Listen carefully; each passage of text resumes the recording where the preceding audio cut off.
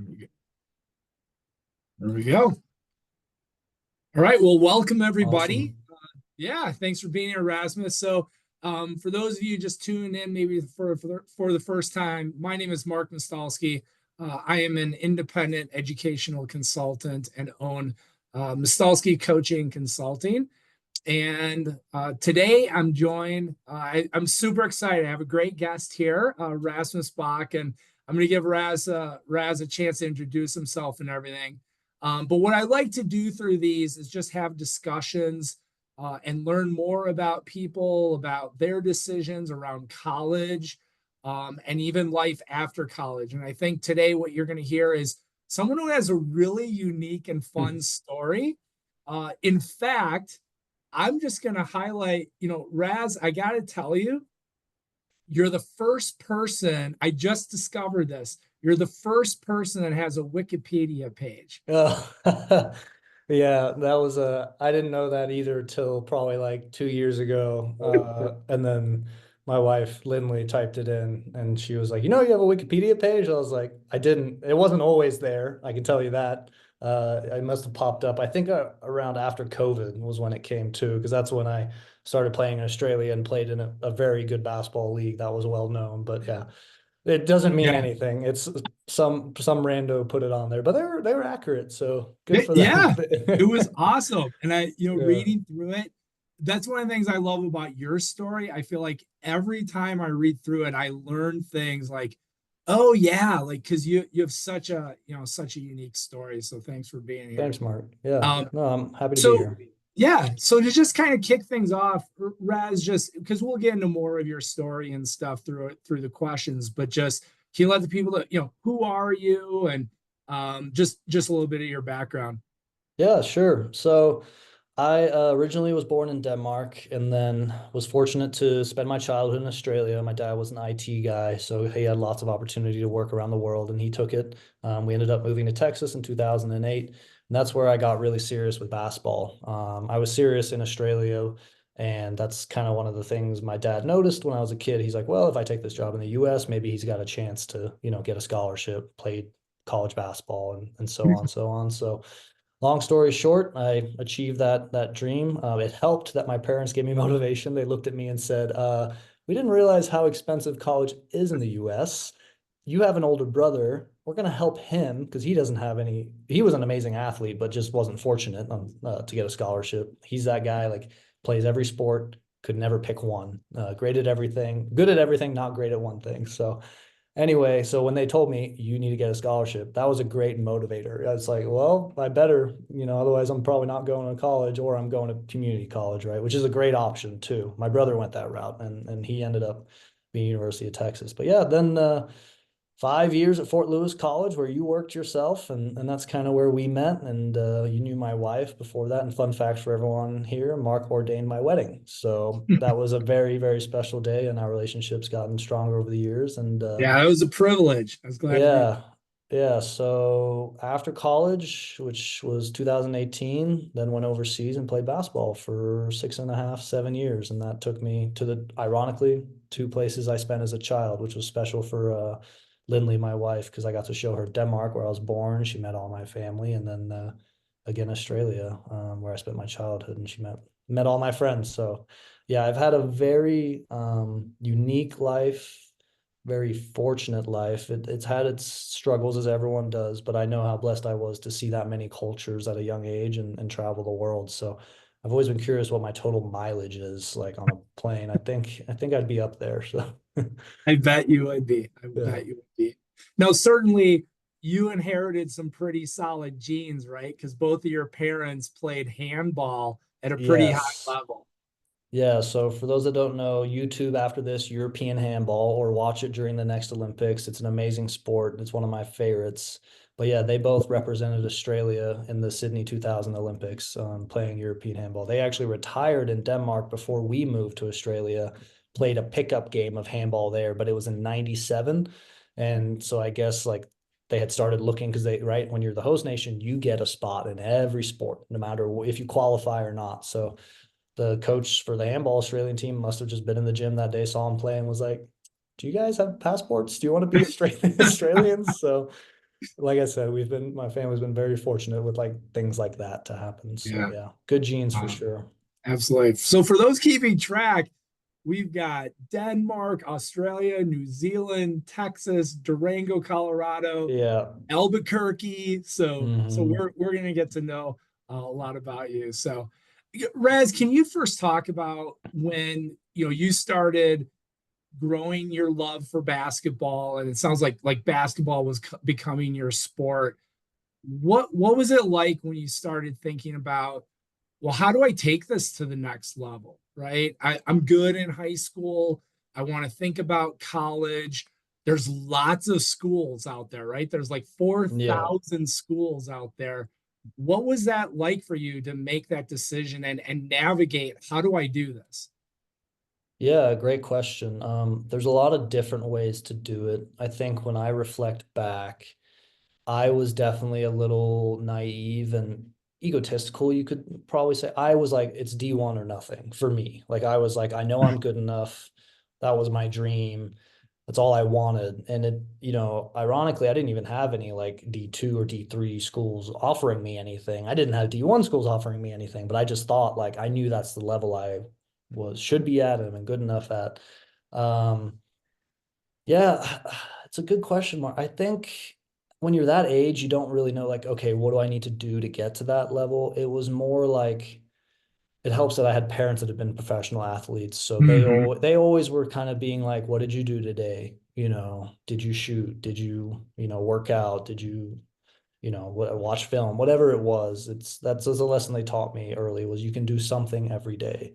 Rest and recovery is a part of that as well. If it's yoga, if it's stretching, like it doesn't always have to be, oh, I gotta go shoot 1,000 shots a day or anything. Right. But so that definitely helped. And then yeah, an internal motivation. Like I said, I wanted to be D1. It didn't end up happening, which we can get into as well on how all that happened, but it ended up being the best thing for me. And I think if I'd gone D1, I probably wouldn't have played professional basketball, if I'm being honest, because it's more of a carousel. So if there's any other athletes that are listening in on this, understand that if you're on that teeter of like, I know I'm good enough. Maybe so I had walk-on offers. I had a walk-on offer at Texas State and Texas A&M. And I really considered it. But then when Fort Lewis came knocking, really, it was like not even at the fourth quarter. The buzzer had already sounded, and then they called, and I was like, Oh, it was kind of yeah, last minute. yeah, it was really lucky. Like I was thinking about I was going to go play a senior year of summer basketball, which usually doesn't happen. Usually you graduate high school and then you go off to college. I was thinking, oh, I have to play another like I forget the term and the rules might have changed, but there'd be like a super senior high school playing Yep. summer basketball, right? Right. So I thought that was going to be me, and I was signed up for the next team and next tournament, and then Fort Lewis called. But I decided if I go to those D1s at that time, I started learning a lot more and realizing, well, why am I not getting these offers? And basically, if I had gone to D1 as a walk on, I would have outworked everyone. I definitely would have been good enough, but they would have kept bringing in someone in every year that was a 5-star recruit, 4-star recruit that they promised playing time to. And the walk on, it's Mhm. easy to be like, hey, you're doing great. Like, keep working. So I know I probably wouldn't have gotten real play time until I was a junior, senior.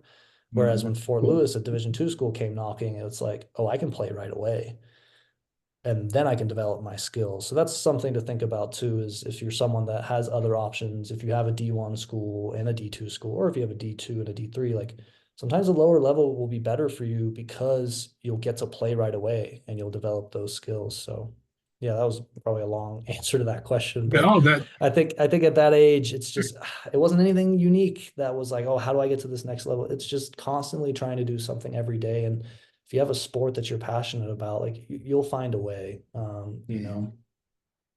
Yeah.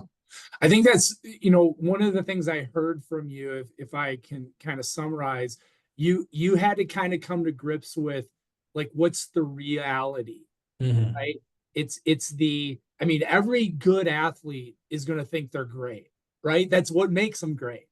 But there's also a reality of there's thousands of people, like pick your sport, there's Hmm. thousands of people who star on their high school basketball team. There's Yep. thousands of people that star on their hockey team, etc. So it's interesting that navigating that and the realization that you kind of had, like, hey, maybe this Yeah. place, Fort Lewis, who came to me at the last second, is actually a better option for Yeah. Yeah, definitely. me. Yeah. I think on like to summarize as well, it's just one of those things like you don't know till you know sometimes, you know. It's Mhm. I'll probably I apologize to everyone. I'm probably gonna say a lot of cliche things here today, like, oh, do something every day, but like they're cliche for a reason, and it's because they're true, right? So like again, I didn't know until I knew, and then once I went to Fort Lewis and I researched the institution, I was like, oh wow, there's history here. Players have gone pro, Right. so and you don't have to be the star on your team in high school to go play college sports. Like we'll probably get into this later on networking and things like that, but you have the power even more when I was in high school to reach out to these schools, call them, try to get the coach's number. Like one of my favorite college assignments of all time was my marketing class. Oh, I'm blanking on the professor's name at Fort Lewis, but he said the assignment was pick someone famous, or, any, and try and get their email. Mhm. See how far you can go, and you'd be Mhm. shocked at some of the people we're able to get close to, like the assistant for a top soccer team in Europe. Like it, yeah, reach out, see what happens. So even if you're not a star, go. If you want to play sport, there's D2s, Yeah. there's club teams too at universities that recruit now, so lots of options. Yeah. So on that, can you talk about, I think so much, even in the time that you've been in college, right? Things have changed rapidly. But can you just talk about what you think if I'm listening to this and I'm a sophomore, a junior, a senior in high school, and I'm interested in this next level, what are like the three tips that you have, like for me? Because I think what I hear people say is today you need to recruit yourself. Like Mhm. if you're waiting and waiting for somebody to email or call you, you're going to be waiting a long time. So, but what would your like three tips be for that student? Yeah, so like in terms of reaching out, like three Yeah, tips. or Okay. becoming that advocate. Like I need to Oh, recruit okay. myself. I can't just sit back and wait for it. Yeah. Three tips. I went through a program called NCSA, which they definitely sold us on it, and I don't think it's necessarily worth the money, but it's a good option, at the end of the day. It's a program where like you submit a bunch of game film and they actually reach out to like they'll tell you, we think you're this level, that level. So there's Okay. options like that. Look at like national recruiting services. Depending on your financial situation, it might not be a great option, but it's something my parents did, and it at least opened the door for me having some conversations with coaches. What happens is a coach sees your profile, the school signed up to get access to all these athletes, high school athletes, and then they'll be like, oh, I like his GPA and his stats from his sport, and then they can ask to connect, and I can see they looked at the profile, and then you can start a conversation there. So that's Yeah. one tip is there's some programs you can look into in terms of reaching out. Another tip, you know, I guess is just I didn't have this at that age, but yeah, like just be friendly, like ask questions, like don't be afraid if you're at, for me, it was a basketball gym and I saw college coaches there all the time. And like I never thought to like just be like, hi, I'm Rasmus. Like I know you're the coach of blah blah, like Duke, Mhm. whatever. Like, I sat in a gym with at the time Rick Barnes, which was UT's head coach. Oh, Like, really? Yeah. I wonder like if, and he watched the game, if before the game I would have just like been like, hey, Rasmus Bach, big fan of yours, he probably would have watched that game closer, instead of he probably was in his phone the whole time because he was just there to show love to the person who he'd already offered to, right? That happens a Right. lot too. Coaches are already there, but like if you go up to a coach and sometimes they're separate from the areas of their recruiting, and I don't know how it works in other sports, but in basketball they were in the gym there, so that could be a Yeah. tip. Just go introduce yourself, be hey, big fan, love what you're doing at University of Texas or whatever school it is. Third tip,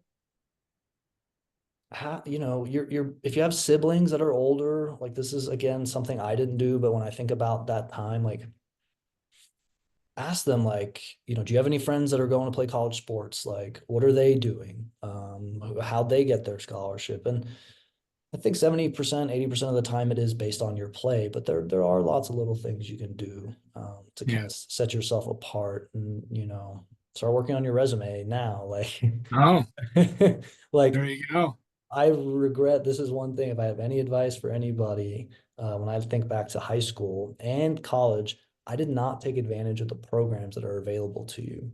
Like Mhm. your high school counselor, like I only went in there when like, you mandatorily they put your class in there, you sat there and they're like, oh, here are your college options. And my brain was, Right. yeah, I'm playing college basketball. Like I'm not paying attention, but like, there's resume building opportunities. There's all the information on financial, opportunities and yeah, take advantage of what's at your high school currently with your counselors. That's another tip. Like it could be like, hey, I want to play sport, but I understand I also need an education. Like where, what are my schools? It can just narrow your scope. So Right. Yeah, I think, to that point, I think the reality of today, a lot of people thinking like, oh, a scholarship means a full ride.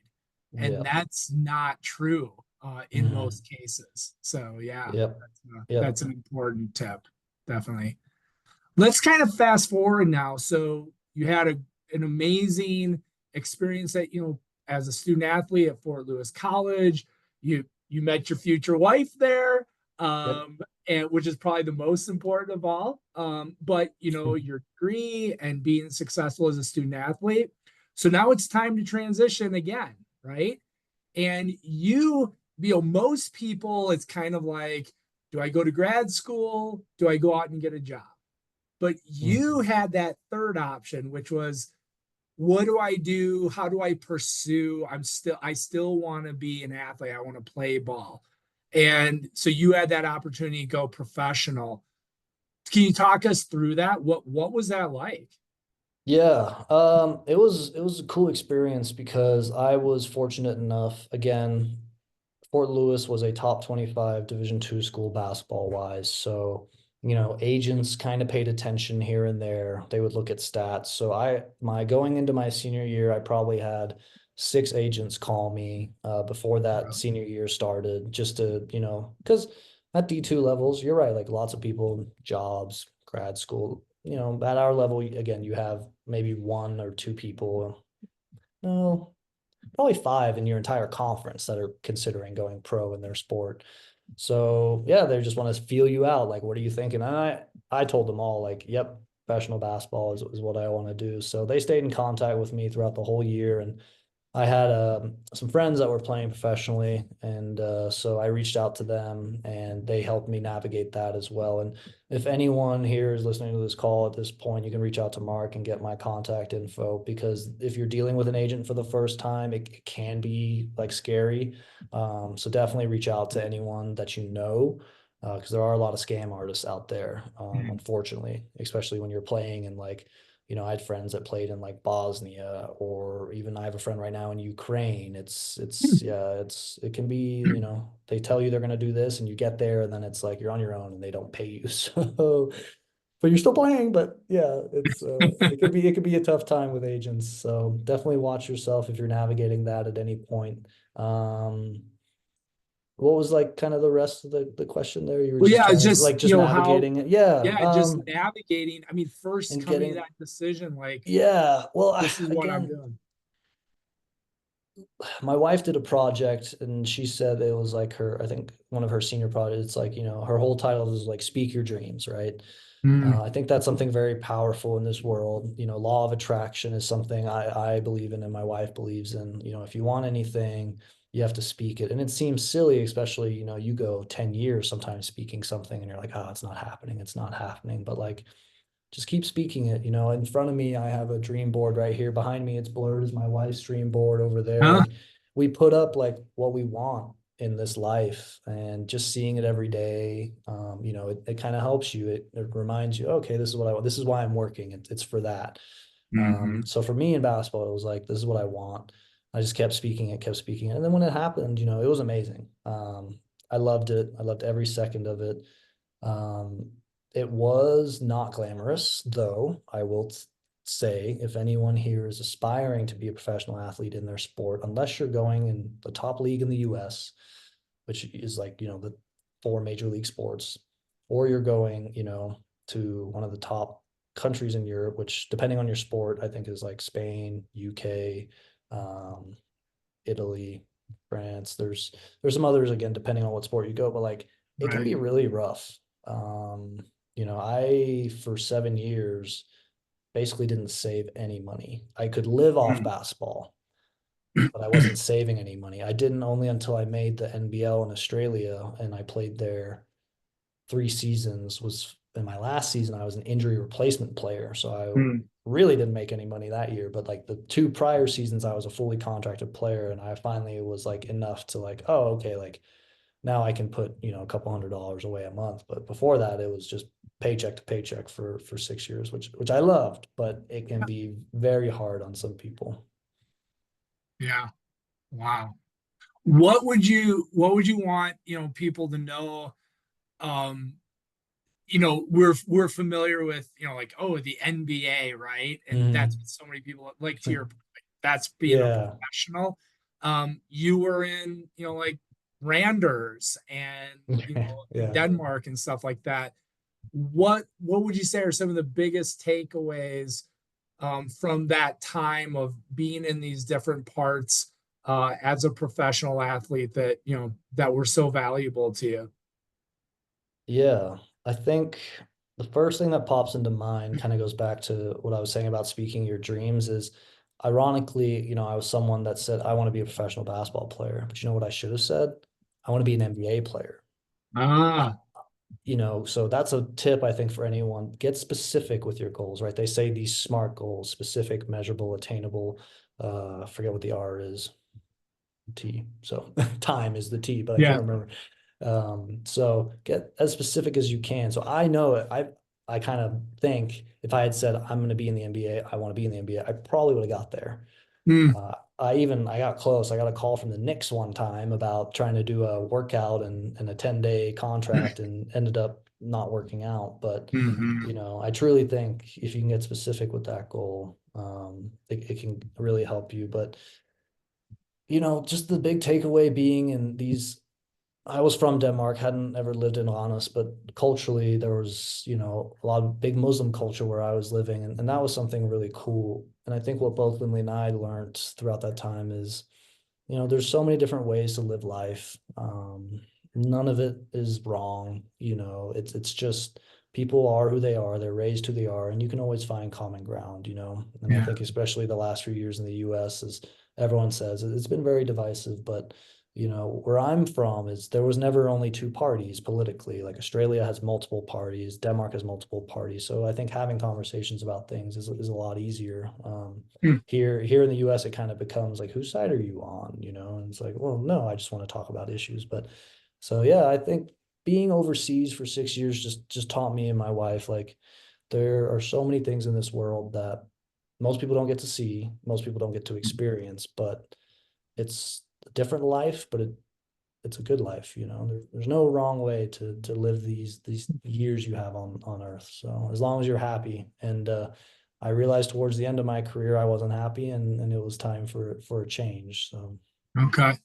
Yeah, let's kind of go into that. I'm wondering, so you played professionally, what was it, 6.5 years? Is that what you said? yeah, that's from 2018 to like 2024. So like six Okay. years. So it was like 7 seasons of basketball. Right. Yeah.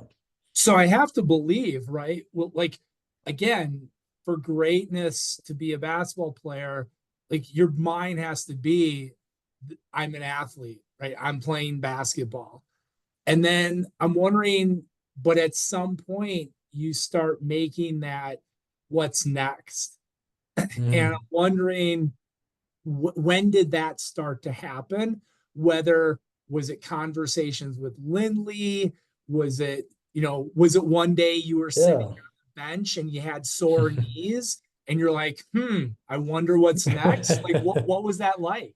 Yeah. Well, it was nice to actually choose to walk away, not because of an injury or Yeah. anything like that, that it was my choice. And um, yeah, it's a good question, Mark. It's kind of a mixed bag. So I had 2 years playing for the New Zealand Breakers, which was the only team in the Australian League called the NBL that was based in New Zealand, in Auckland.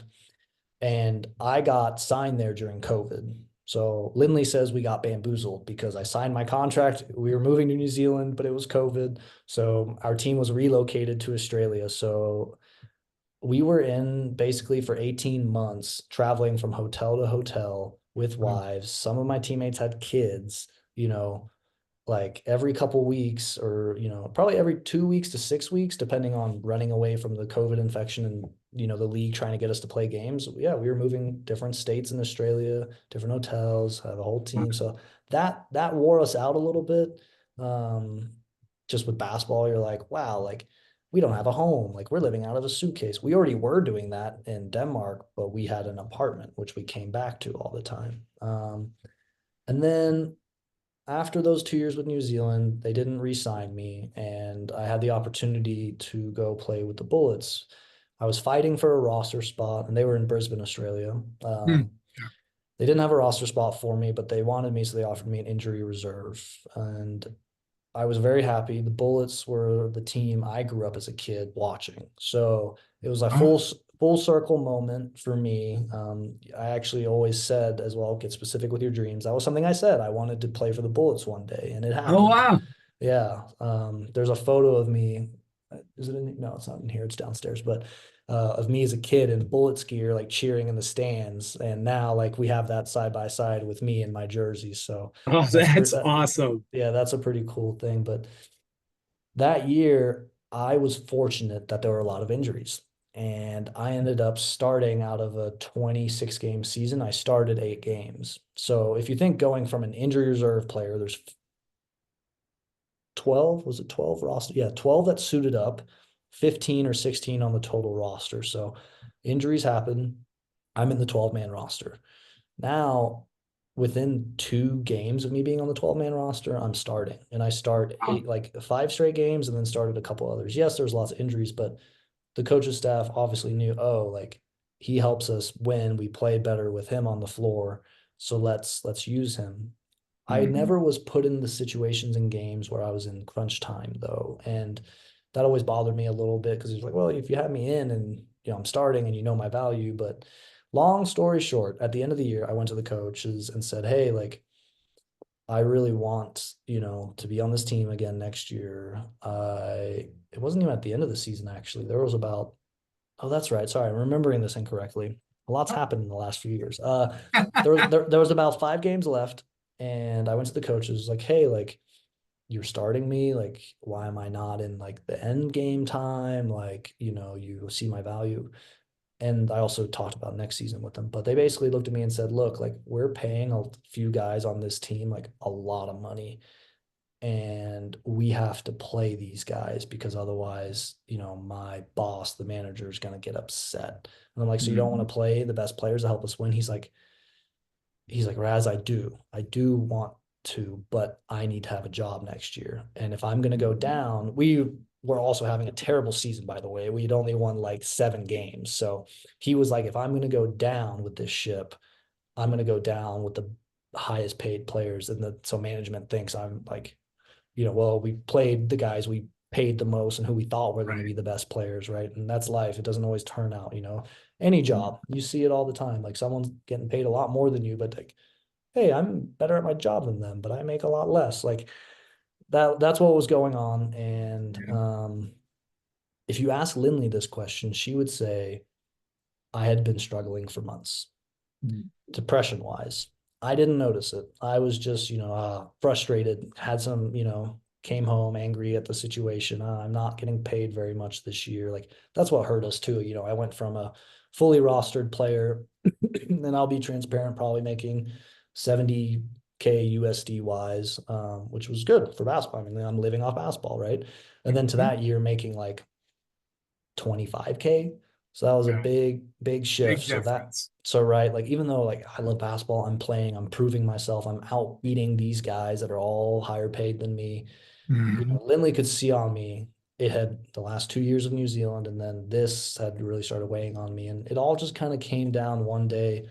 We were having an argument, and I got pretty upset. And full transparency, I flipped a table. I was sitting at the dining room table, and I just whoop, flipped it, walked out the house, and went for a walk. And on that walk, I asked myself, like, whoa, like that was out of character. Like, where did this Mm. come from? And kind of did some reflection and like came back home and opened the door to Lindley. Obviously apologized to her because that's scary, when you Yeah. see your husband get mad and lose their temper and flip a table.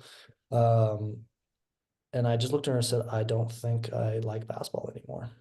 Mm. So it a lot happened to get to that point, but it all just kind of happened within like 10 minutes of us having a conversation. It all hit me like, oh, all this emotion I'd been kind of like pushing down and ignoring for a while, all came up. Right. And so it was a lot of things, but I don't regret leaving whatsoever. I miss the team, I miss the practices, I miss basketball lifestyle, but in terms of industry, I don't miss it. I did it. So Yeah. Yeah. Well, yeah. thanks for sharing that. I think Yeah. a lot of people, connect with Yeah. mental health, and Hmm. regardless if it's basketball or just going to work. I mean, people Yeah. absolutely. Now, at what point you started also attending grad school? When did Yes. that kick in? Here's a good tip. Go back to school, kids. No.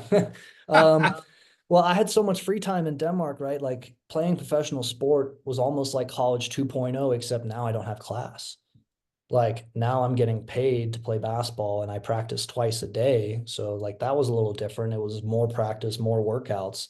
Right. Excuse me. But you would still have 4 to 6 hours a day of just like twiddling your thumbs, like what's on Netflix. Like, at that time I was playing video games a little bit, but I did that for my whole first season in Denmark. And then second season, it just kind of hit me about 3 months into the season. Lindley also was probably getting annoyed because she was working remotely, trying to build her own little career on digital marketing. And I was always at home or at the gym. And she's like, "What are you doing with all your time?" And I was like, "I don't know. What am I doing with all my time?" So, and I knew basketball would end one day, right? You have to be a realist. I thought I would play till my knees would give out, but I didn't. And anyway, so I thought I would go into college athletics. I was like, I did my internship with Lynn Andrews at Fort Lewis College and I love the college athletics setting. And so I got my master's in sports management from the University of Texas. So I did it all online, which was a really good option. I really enjoyed it. I wish if I could go back, I probably would have done it in person because I think you would make a lot more connections network wise. Okay. That was the hard thing with doing like a master's online. I have a degree, which definitely helped me get the job I'm in right now.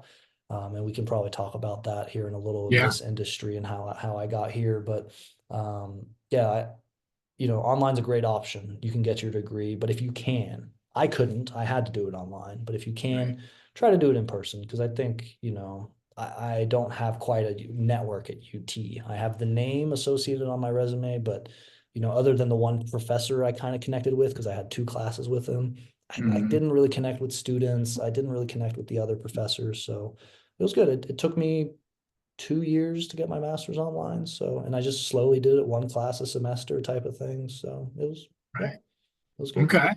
Yeah. So you were balancing grad school and being a husband, being a professional athlete, etc. And then time comes, you make the decision, like, okay, walking away from sport, Yep. and you have this degree in sports management, right? Yep. But now you work for Stryker. Now I work So for Stryker Sports Medicine. yes, So yes, I got into sports still, even though I have nothing to do with sports whatsoever. It is cool to have that still on the title. So feel like I'm a part of it. Here in Albuquerque, I do work with UNM Hospital. So occasionally there's some athletes that are injured. So for those that don't know much about medical sales, that's the industry I'm in. Stryker is a big name. I'm very fortunate to be with this company. And I essentially provide surgical products and devices that hospitals use to treat um, different joints. So I cover shoulder, hip, knee, and foot and ankle, and everything is basically arthroscopically that we cover, so minimally Mm. invasive surgery. We provide, the screws and anchors and tools that fix your tendons, ligaments, bone, that type of thing. So yeah. What would you say? So you're about what, a year and a half, maybe 14 months, 14 months. Yeah, I officially 14 months. started January 4th of 2024. So, Okay. What would you say has been in making that switch from, really one profession to another? But what are mhm. the transferable skills? Like what have you been able to Good like to question. lean on Yeah. that to make Um, you successful where you are now? I'm only just now starting to feel comfortable in my job, and the transferable skills from sport that have helped, I think, is just like a sense of like team, of like, I don't want to let these people down. I mean, Mm. the hiring manager that gave me the position, the two partners I work with, that the territory that we cover in, even though like, it's not great to say this. I'm not the smartest when it comes to like medical field of like anatomy, and I'm playing catch up right now on learning like Yeah. all this stuff because I sell to orthopedic surgeons. I have to be able to speak their language, and they know when you're like new and don't know what the hell you're talking about. Like it's hard to BS your way through like trying to tell a person that's been to school for 12 years, hey, this is how you should fix your rotator cuff, sir or ma'am. Like listen to this Doctor.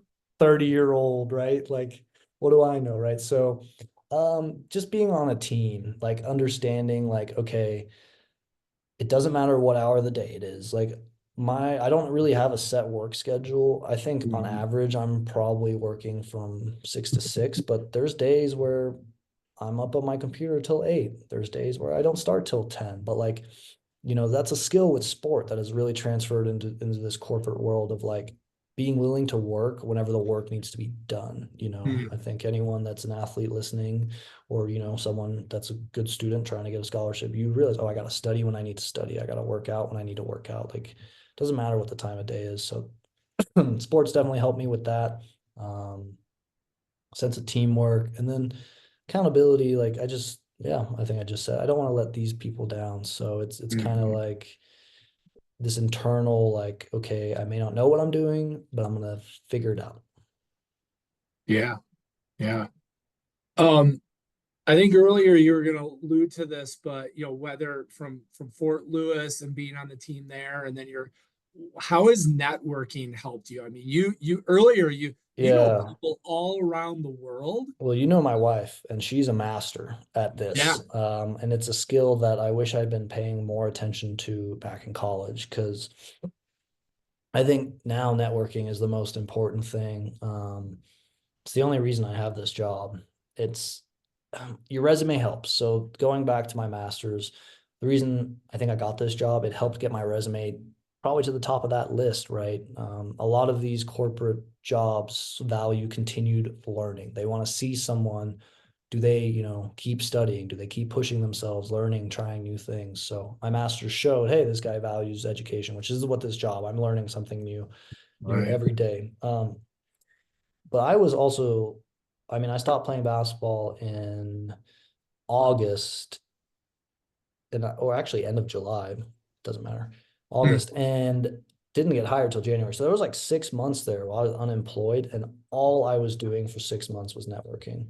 Mm. I went to any event I could in Albuquerque. I went over to UNM. I tried to meet their athletic department. Again, going back to just reach people out, see whose email you can get, see who you can get in contact with. Um, Networking is, I think, the most important thing in today's world. And it's not just sending a message, social media. Like you need to try to get face to face. But what I did throughout my years, I didn't do it very much at Fort Lewis. Again, I was naive. I was like, I'm playing professional basketball. Like I know where I'm Right. going, right?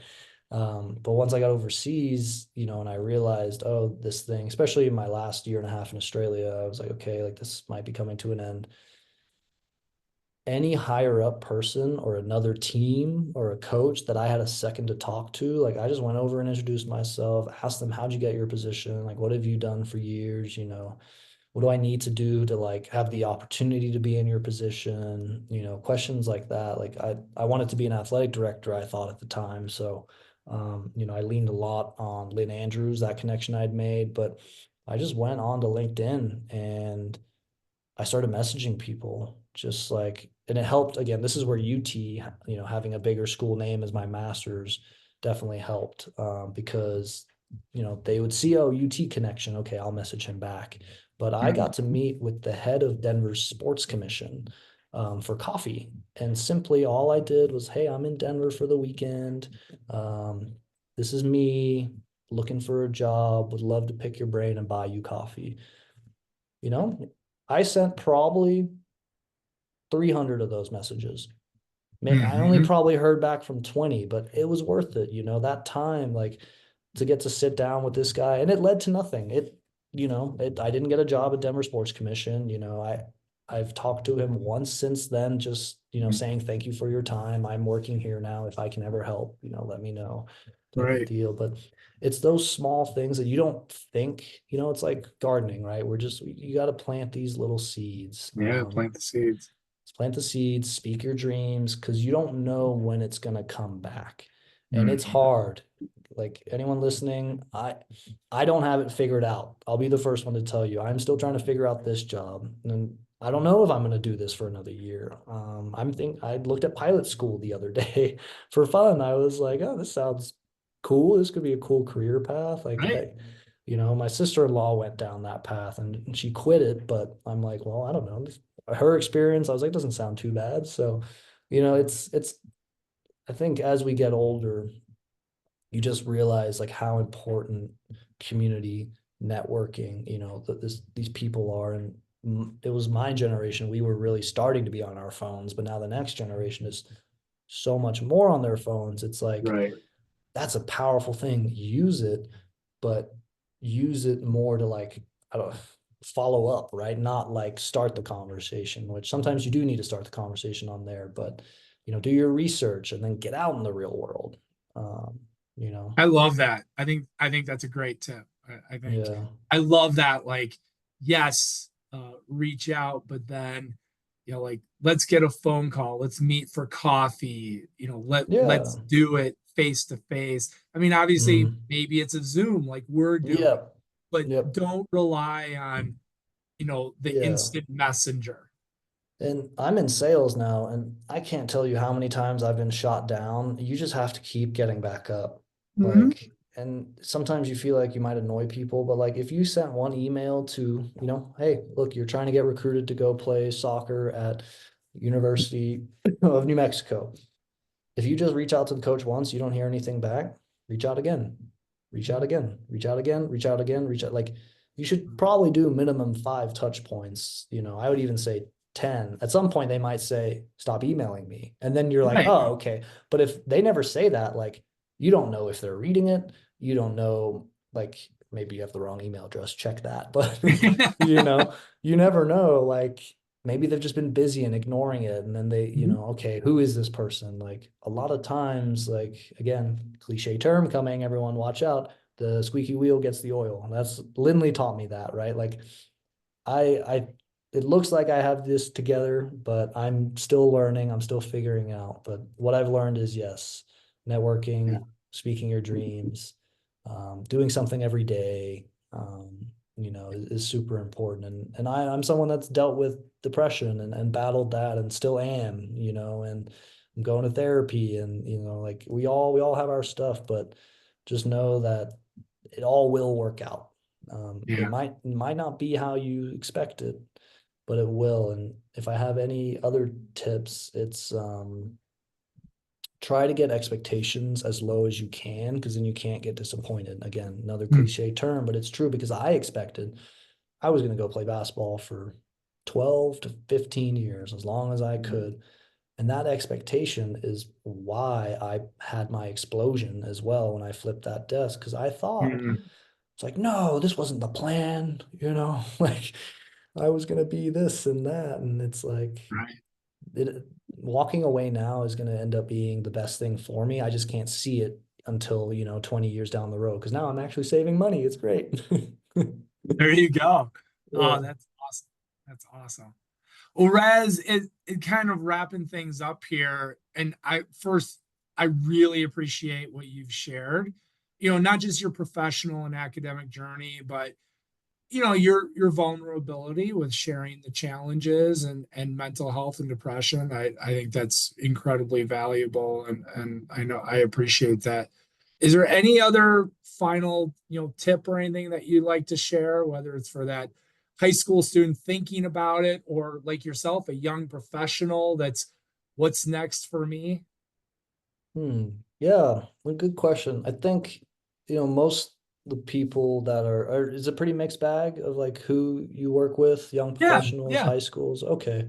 absolutely. I think if you're in high school, it's hard because the world is just so you just don't know what the world is yet, right? Like I had this idea at 22 years old, I'm gonna have again expectation. I'm gonna have a house, I'll probably have a wife, I'll do this, and this, and didn't have my first house till now I'm like 30 years old. So just really absorb information, ask questions, like there are a million industries out there. I didn't even know this medical device sales industry existed until I Right. was in Australia and my buddy in Texas, who I went to high school with, got a job at a dental sales. And I used to spend my off seasons back in Texas working out and then just watching him work. And it was COVID. So he worked from home. So that's how I learned about this industry, so just ask what's out there. I think if I could go back, I probably would have done a trade job. I like working with my hands and Mm, it's still something I could do now. But yeah, just keep your option open. If you're not sure what you want to do, that's okay. Try yeah. everything. Like I know financially it can be tough sometimes, but again, today's day and age, you can learn a lot you can online. And then young adult, I am that young adult trying to figure out what to do next. I I think it just truly is showing up every day and trying. Yeah. And for me, it's been sometimes I can put a smile on my face and I go do it. And sometimes it's hard to put a smile on my face, but I still show up and I do it. And you'll find, I think, in life, if you keep showing up, something good will happen. So yeah, just you'll get through it, whatever you're going through, and whatever goals you are, even if you're like, it's not clicking, it's not working, like keep trying. Yeah, absolutely. Well said. Well, Raz, thanks for your time. Really great. This has been an amazing Yeah. conversation. I think another takeaway I heard from you also is the importance of like really amazing supports, whether it's your Hmm. wife, growing up, your parents, have. I mean, I think that's another thing that Yeah. appreciating the people around us for Yeah. who they are and what they bring to And us. what they do, yeah, like don't, I think the US diminishes trade jobs a little bit. It's not like everyone's like, oh, you have to go to college. It's like in Mm. Australia, tradespeople are some of the most highest paid people, Okay. because the culture values that. They understand it's super important. And here, I think, trade, it is high paid. You go fix something in your house, you're like, it costs 2 grand to fix this, Right. And I don't think a lot of people like it's seen as like a lower class job, but like it's not. There's good money Yeah. to be made there. So yeah, and just Mark, anyone that's listening to this, if you have more questions, I know an hour is a short time, but you want to know more about medical device sales or more about how I navigated things, feel free to reach out to Mark, and you can always send me a email or text or call. So Awesome. Thanks for that. Well, we'll go ahead and wrap up this session with Rasmus. Thanks again for your time. Thanks for everybody who's tuned into this. I will be having my next session. Watch out for that. It's going to be with Elliot Delphos. If you recognize that name at all, that's actually because I featured Elliot 2 years ago on one of my discussions. Back then, Elliot was a chemistry student at the University of Wisconsin-Madison. Fast forward to today, Elliot is now a PhD student at the University of Washington. And we're going to get to talk with him about another transition, and that is going from undergrad to thinking about a PhD program in a STEM field. So tune in for that one. There'll be more information at my website, Nostalski Coaching Consulting. But for now, thanks everybody for tuning in. Have a great night. thanks, guys.